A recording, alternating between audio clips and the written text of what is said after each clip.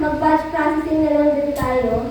Sa data management tools, and then join attributes by location.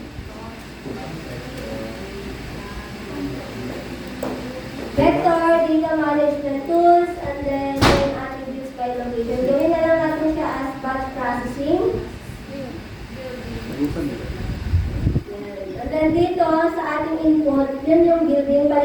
Palitan lang natin, di ba kanina yung household? Palitan lang natin siya ng building ngayon. Building Batangas.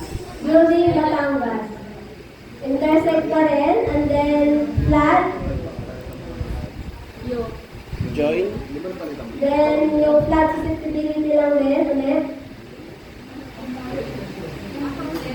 Okay, dito sa ating join to features in, ito yung buildings Batangas. Parang palitan nyo lang yung household. Di ba kanina ginawa yung household?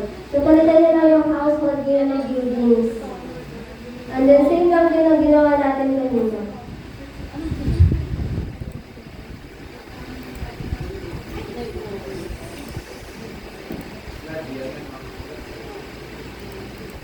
Okay, dito sa join type, ang gagawin natin dito ay take attributes of the feature with largest overlap only. Ito sa pinakalas. Ang ibig sabihin nito, halimbawa, wala na ako dito.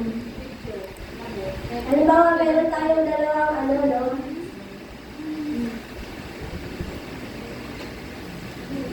Wala na tayong dito. Halimbawa, meron tayong, dalawang kulay blue. And then, meron din tayong isa. Ito, kunwari yung blue, yun yung ating, building. So,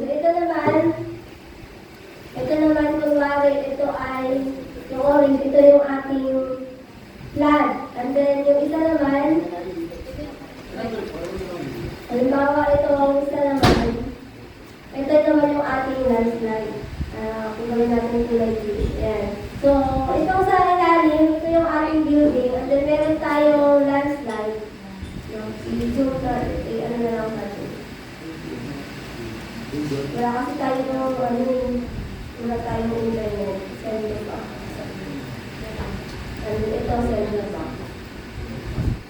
Ayan. So, nabangat yung ating building. Ito yung ating landslide. Ito yung flag. So, ang option natin na ginawa ngayon ay itong take attributes with the largest overlap. So, sabi ko yung largest overlap, itong kulay ba ito? Yan, ito, basta, ito. Ito yung iti-take niya ng attributes kasi ito yung may pinakamalaking area. No? So, yun po ang ibig sabihin na take attributes of the feature with largest overlap only. Naka 1-to-1. Okay, and then dito sa join fields, prefix wala. So join layer, isa-save natin siya. Buildings, underscore join, underscore flag. Okay, autofill, and then ito naman isa unjoin.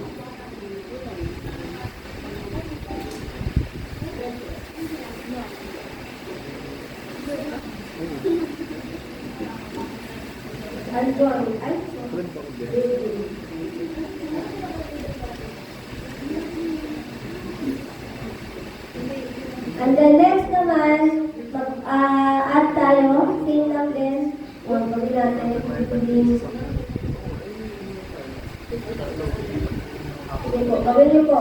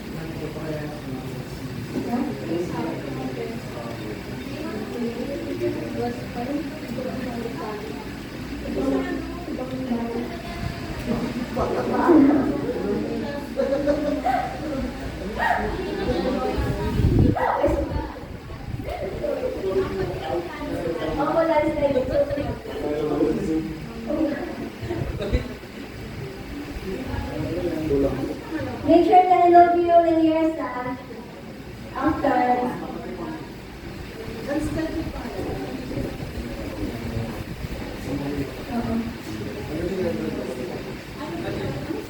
Kaya may group pa rin tayo. Same pa rin.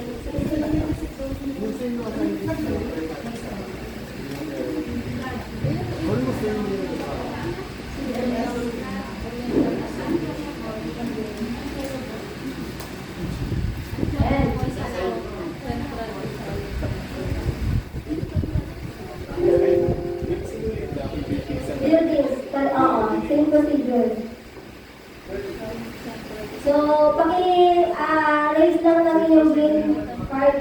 Ay, sige, bring po muna tayo, no? After na, i-demo natin yung sa group stats, gamit ang building. Proceed, ano